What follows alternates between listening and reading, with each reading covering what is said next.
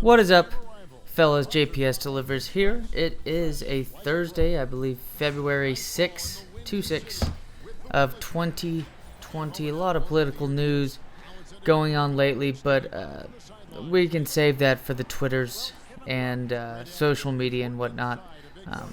We got some basketball gameplay here. Later on in the season, it's going to be on the road against Leonard and the Bulls. Got Kevin Love and I believe Chris Paul as well. So kind of setting up to be a difficult matchup, especially with D'Lo being out. I think Porzingis can do well against Kevin Love, and I think he does a decent amount well in this game. But overall, though, just really difficult matchup. Just overall, Kawhi Leonard's going to be difficult to stop in this one, and he was difficult to stop in this one. Same thing, Chris Paul. Chris Paul, man. Video game Chris Paul definitely shoots way better than Chris Paul's been shooting in real life. So this Bulls team, really interesting. Definitely a win now mode, which is pretty odd considering that Chicago couldn't be farther from that right now in real life. But yeah, today is officially February 6th, which is trade deadline day in the NBA. Quite a bit of interesting moves. I feel like, oddly enough, the biggest name traded today, or just recently, because at first it kind of felt like Clint Capella, right? So Clint Capella gets sent to the Cox. Atlanta now has Clint. I thought when looking at it, I was like, really? Like Atlanta just traded away John Collins for like a trade involving John Collins for, because at first I was like, holy shit, like John Collins could be a really good player to play alongside Harden and Westbrook. So I was like, holy shit, what a move. But then I find out that Atlanta gets Clint Capella, so he'll be playing alongside John Collins. And John Collins is naturally a 4, so it's been kind of weird to see him play at the 5 because he is not the best at defense whatsoever. Atlanta's pretty soft down low, but that's about to change. Clint Capella, he hasn't been as great this season at down low defense as we have seen in the past couple of seasons, years especially, last couple of seasons. So Atlanta's definitely going to get at least an upgrade, even if he hasn't been up to par of what we've seen historically from Clint Capella on defense. But also it involved a four-team trade. The second biggest name in that trade was Robert Covington going to Houston, and we end up seeing. Well, actually, no. I kind of left one. We'll get back to because I thought Drummond was the biggest name. I totally forgot that, because it's totally relevant to hearing about Robert Covington first is that you can tell Robert Covington was moved by Minnesota for cap space. Really didn't need a player like him when you got Karl Anthony Towns, and it just didn't seem like Covington's going to be made for a team like that that's trying to build for the future. I think Covington's exactly ended up in a spot that you would anticipate a guy of his archetype, a 3-and-D type wing that can help get you some rebounds and have some decent down-low defense, more so for the perimeter that Houston's kind of been lacking. Daniel House hasn't been getting it done. PJ Tucker isn't amazing at perimeter defense by any means, and he's definitely not good down low. It's just too small. Just unfortunately the case, we talk about in football and stuff. In the pros, man, like you just eventually comes a point where you have to have some size. There's going to be a lot of players like a Kwame Brown we've seen in the past that the NBA and pro sports in general, you need to have size for some players, and some players are in the league simply because they have size. And Tucker, they needed to get a Covington in there, and eventually they got a Bruno out of it. Who did they send to? I believe they had traded Clint Capella to Atlanta, and they got Robert Covington and Jordan Bell. But Jordan Bell, again, is more of a 4 than a 5. So then they traded to get a Bruno.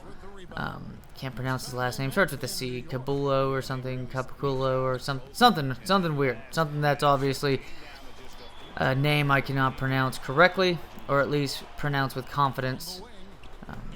So Jordan Bell, they just needed some size. I mean, Robert Covington's 6'8", 6'9", and Houston's technically been playing with. I believe there was a stat taken that it was the smallest lineup smallest average lineup or smallest lineup to ever play a game. Like it was like combined average height on the team was the smallest ever.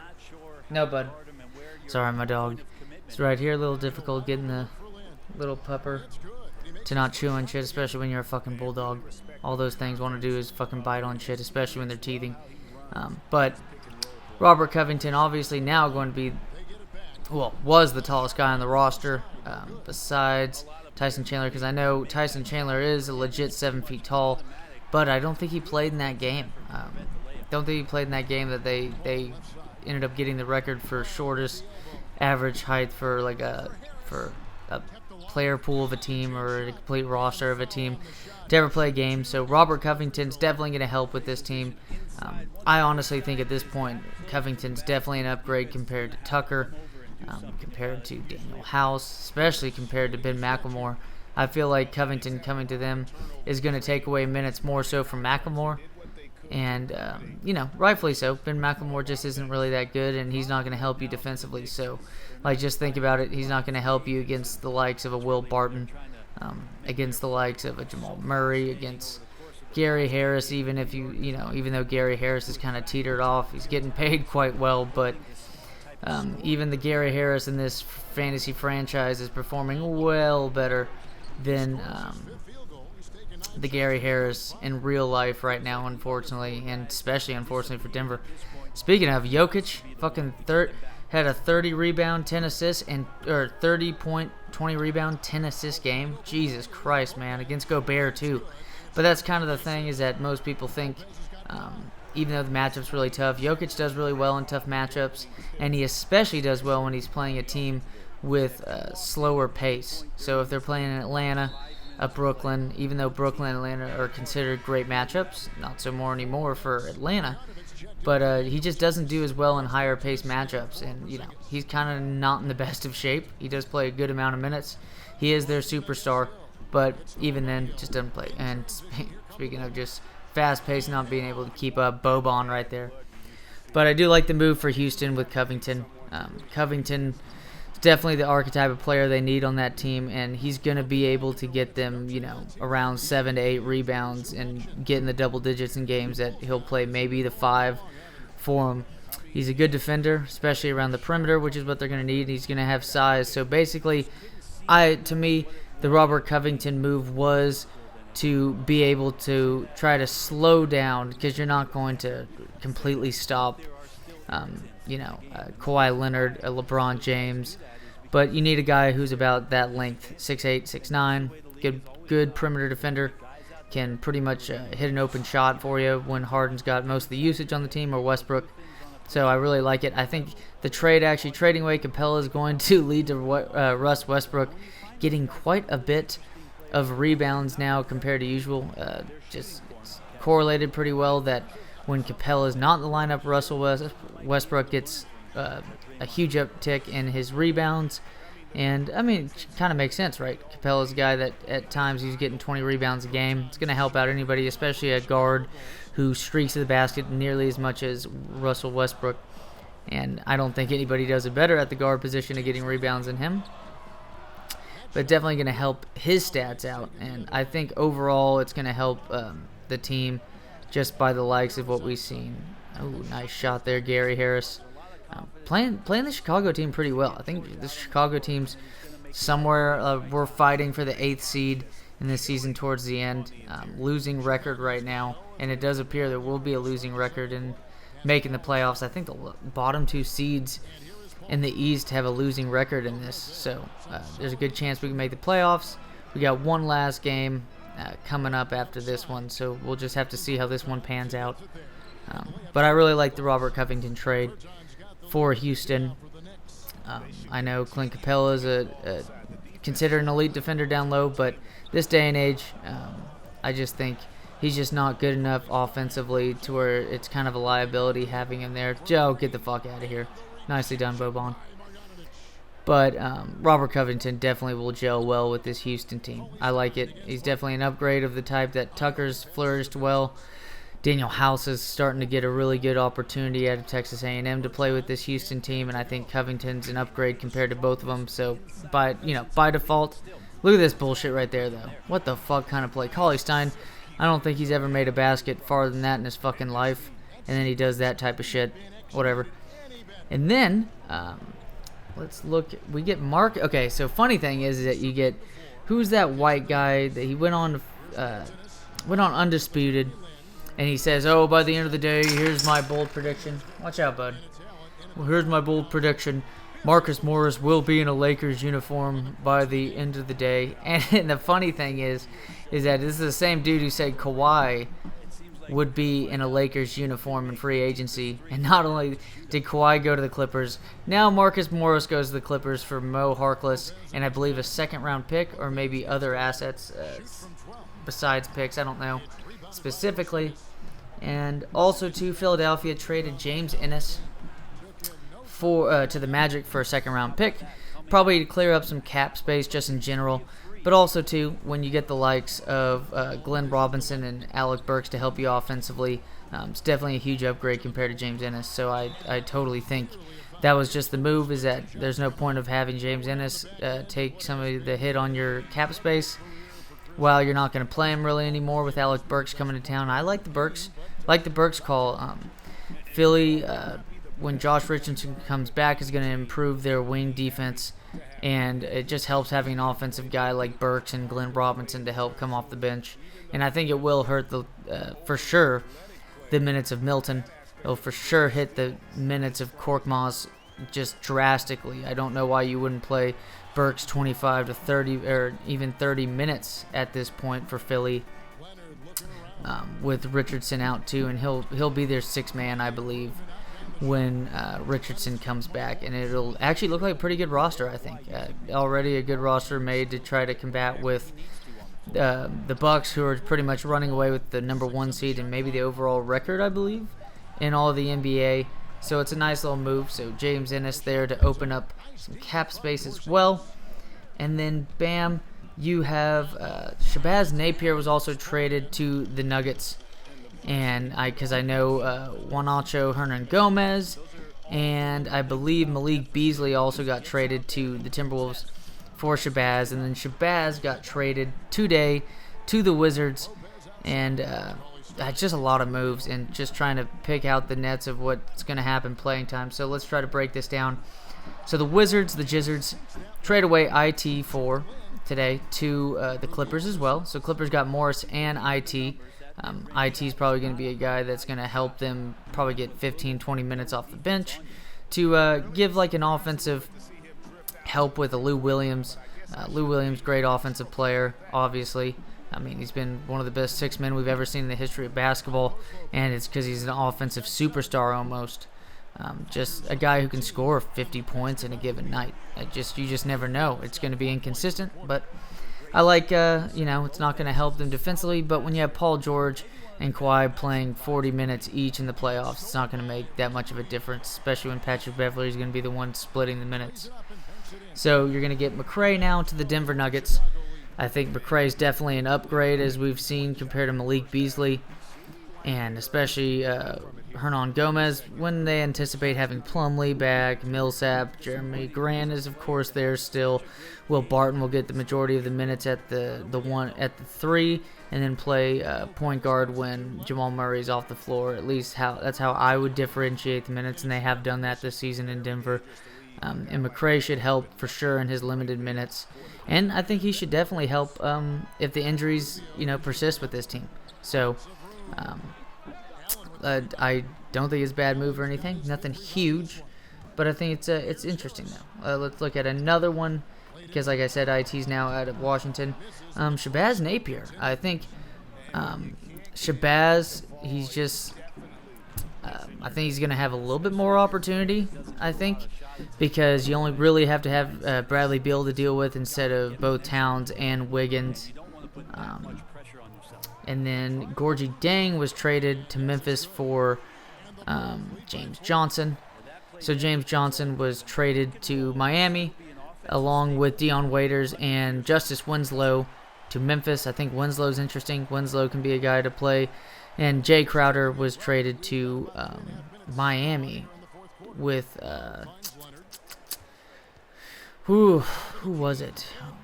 With like Solomon Hill and someone else. But Winslow, he'll improve their perimeter defense. I know he's been dealing with migraines and stuff since hitting the floor pretty hard earlier this year. But he's a guy that, we saw with Miami. Now Dragic's going to have even more time at the point guard position and pretty solidified for the most part since he's been out, and we've seen Dragic playing the point off the bench when Butler's not on the floor and Kendrick Nunn. That now we're going to see Dragic probably play 30-plus minutes in the playoffs, or at least that's my guess. But when looking at it, Memphis now has a guy who can play the 3 and also play point, so I think that's an upgrade compared to a Kyle Anderson. It's definitely an upgrade compared to what Jay Crowder has been doing on defense this year. It hasn't been amazing. Just Memphis hasn't been that great of a defensive team, and especially weak against wings, so it should be an upgrade there. And I like Winslow playing the point when John Morant is on the bench. I think that would be a nice way to differentiate the minutes for Memphis. And this Memphis team, pretty interesting move because Winslow's, 21, 22 years old still? Just like a guy like that, he's a young dude. Nice 3 right there, Gary Harris. Not happening in real life, but I'll take it in the video game, baby. But I think it's like the Covington move. It will gel well with Memphis. And is Memphis going to make the fucking playoffs? Because we're all sitting there, at least I think most of us were sitting there like, holy crap, man, Triple J. Now they got justice in the court, man.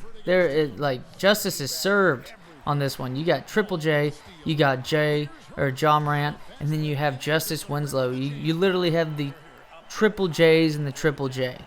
So I think that's interesting.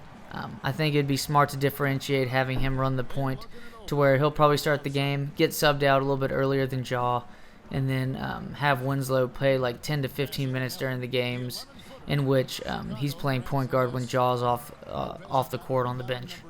So I like that. And then we have right here Brandon Knight goes back to Detroit, but no one really gives a shit. I was just saying that for the sake of just, remembering him being on. Wasn't he on Detroit when he just got completely schooled? He's pretty known. He's a terrible defender, Brandon Knight is, from Kentucky. But he's pretty known for being posterized by DeAndre Jordan at one point, getting completely crossed once. I don't know who it was that crossed him, but man, he broke his ankles bad, and it happened several times. He's been on Shackton a fool for his wing defense being terrible. So him and John Henson going to Detroit for Andre Drummond. I should have done a drum roll, but most anybody knows what happened today, but it's just the fact that, how surprising is that? Kevin Love does not get traded today, and we are anticipating Kevin Love going to a team like maybe Portland if it worked out somehow. I don't know, somehow weird, in which Kevin Love does not end up getting traded. Instead, they send Andre Drummond his way, so that's pretty interesting in itself. So, Cleveland obviously gets an upgrade. Tristan Thompson's been really crappy in the past month or so, not playing well, or at least what he was doing earlier in the year. Obviously Andre Drummond's going to be the same kind of archetype of player as Tristan Thompson, except, of course, a well of an upgrade at the position. He's a superstar at his archetype. He's the type of guy, literally his last game in Detroit was, I believe, a Barbara Walters game. I believe he had 20 rebounds, 20 points, and 4 steals or something. It's just an impressive finish to his career in Detroit, and I don't think he'll ever want to go back. So Cleveland, it's interesting. You got Kevin Love, Andre Drummond, and you also have Colin Sexton and Garland. More so Sexton's showing more promise than Garland right now, but should be interesting to see how the bottom kind of seeds in the East go, because Detroit's pretty much just folded. Luke Kennard was seen as a guy that could go to the Suns at some point. I don't think that ended up happening. Don't think so at all. Trade deadline is passed. It's officially 5:39 Eastern time. It's 4:39 here in Austin, Texas. Just interesting move. I don't know what Kevin Love thinks of it or anything like that, but who knows? Who knows, though? But Tonight, though, for tonight's slate, you're going to have Orlando tragic against the New York Knicks. I think with Marcus Morris getting traded, it's going to open up more time for the likes of like a Kevin Knox, who hasn't been impressive in the minutes that he's been given. So I don't expect him to take too well of advantage, especially because the matchup isn't good either tonight against the Magic, who have been an overall good defensive team. I think Elf Payton, he said, hey, the narrative's there, a revenge game for Elf Payton, and he should get more usage with Marcus Morris being off the court now.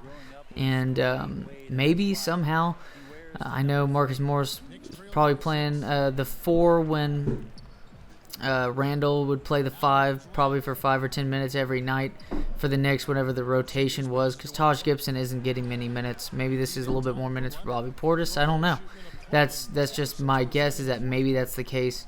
More minutes for Bobby Portis at the 4, even though, weirdly enough, is that Bobby Portis was rumored to go to the G League. So I don't know what to think of that. But I do think Elf Payton, though, is going to get a usage bump. Obviously, Julius Randle just gets even more usage with this team. And I think, like I was saying with Bobby Portis playing more minutes at the 4, you could see now with the shift that, Marcus Morris was like 30, 31 years old. His last year of his contract.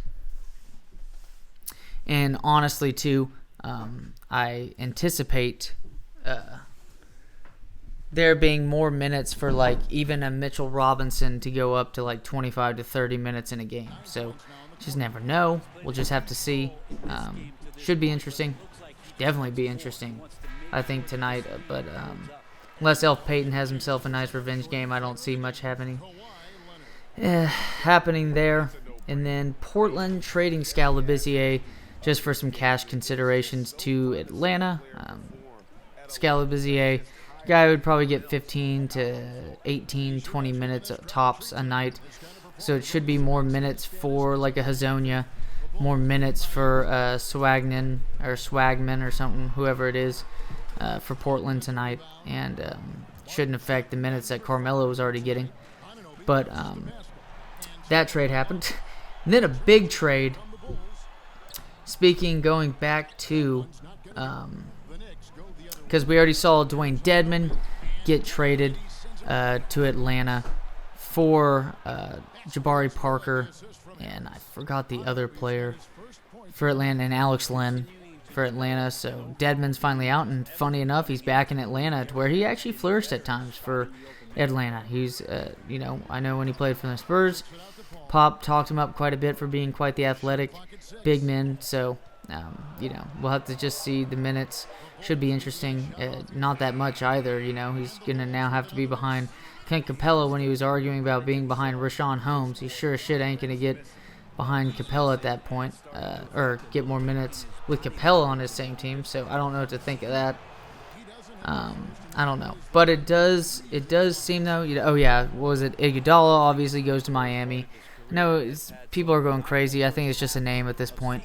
He should help a little bit, but in all honesty, Miami's already that good of a defensive team. It should help him a little bit, yeah, for sure. But again, I'm just not all over it like most are. All over it like Barton was all over that fucking play right there. Sick. But, and then it appears now Memphis does not plan to keep Dion Waiters. So Dion Waiters will not be enjoying barbecue munchies anymore while possibly having an anxiety attack on the weed. So he will be sent off waivers, I believe. And then the big one, we were talking about Robert Covington earlier with his trade to him getting traded to Houston. I think now it made sense, because you're just sitting there and you're just like, oh, well, yeah, it makes sense. Robert Covington was probably getting, I think he was like an $18 million cap hit to Minnesota, and Shabazz Napier, also a player. It's just they dumped a lot of players, and you're sitting there and you're like, Wiggins is now gone from Minnesota. Wiggins is going to Golden State, and I think Andrew Wiggins now is set up to pretty much go to like the Harrison Barnes route, to where both were number 1 overall prospects in high school going into college. One went to North Carolina, one went to Kansas, and they're both going to die like they died in Golden State. don't see Wiggins having the impact like D'Lo's had in Golden State. I know it's easy to say that when D'Lo was playing with Curry and them off, but now Wiggins is going to have even less time than Russell had with Curry and Thompson off.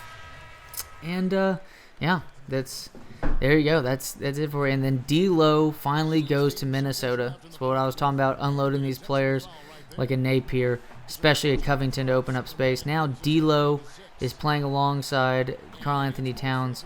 Man, that's one hell of a duo offensively. And my goodness, is Minnesota still going to be shit on defense? It just seems pretty obvious right there. I mean, I have to say.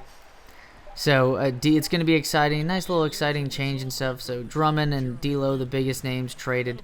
Clint Capella, I'd have to say probably third. And then Robert Covington right there. And then maybe a Justice Winslow and Marcus Morris up there to that point too. And then Isaiah Thomas for a name.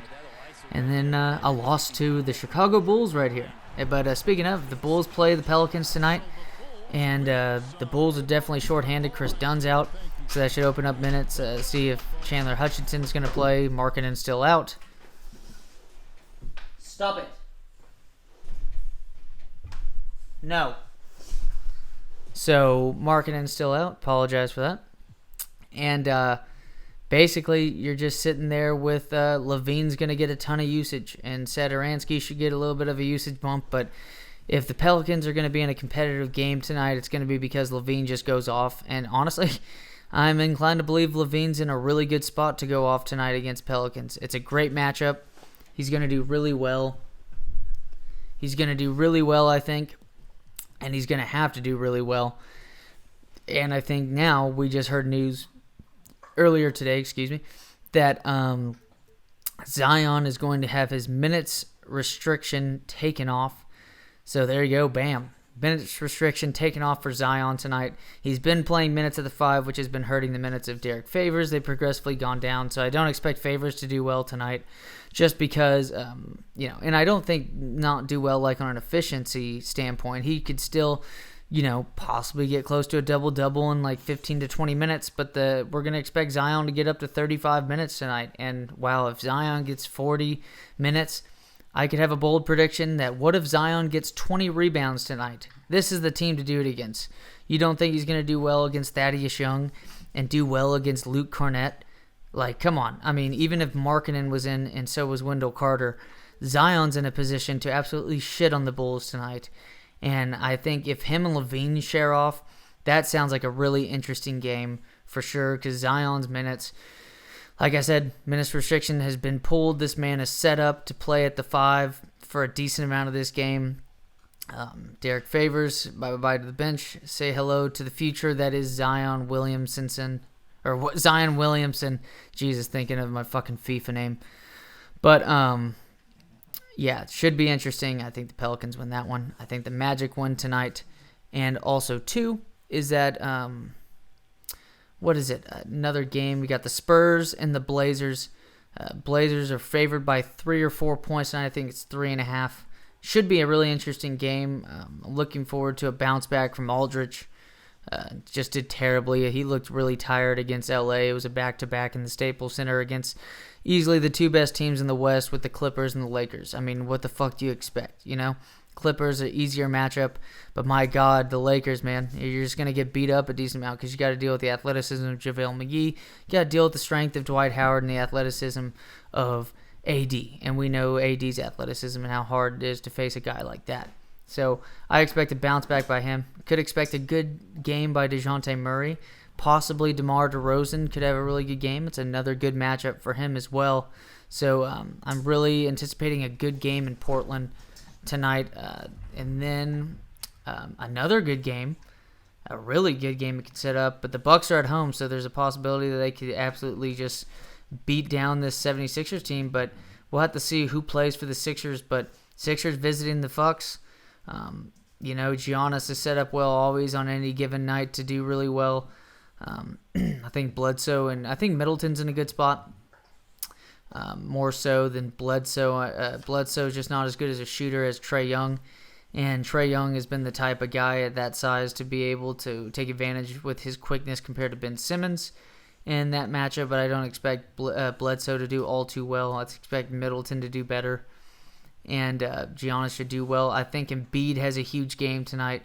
It's like I said, if the Bulls make it competitive, it's because LaVine has a huge game. If the Sixers are in a tight game, I think it's more so because of Embiid, but Tobias Harris could have a really good game too. I mean, we see the archetype of Tobias with the likes of Brandon Ingram. Should be really interesting tonight in a competitive game. Anything could happen. I think Embiid's in the best spot, but you never know. Tobias could score 30 points tonight. And lastly, tonight's game, Russ Westbrook will play. Capella's now gone, which means that I think AD's in an incredible spot against the Rockets. I mean, come on. Like, the tallest guy on the Rockets, if Covington isn't going to play, is going to be 6'6", and if Covington plays, is 6'8". Davis has at least 3 inches on those guys, 2 to 3 inches. Expecting a big game out of him. LeBron, you could have a big game, but I'm saying more so AD. It kind of correlates to where when one has a huge game, the other one kind of takes a step back and just, doesn't play nearly up to par. But I think that'll be the case. I think the Lakers should win tonight. I think AD's set up in a good spot. And there we go. Last game of the season against the Timberwolves. Hopefully a win. But as always, y'all, appreciate the support. Always be grateful for everything that comes to you. And peace out.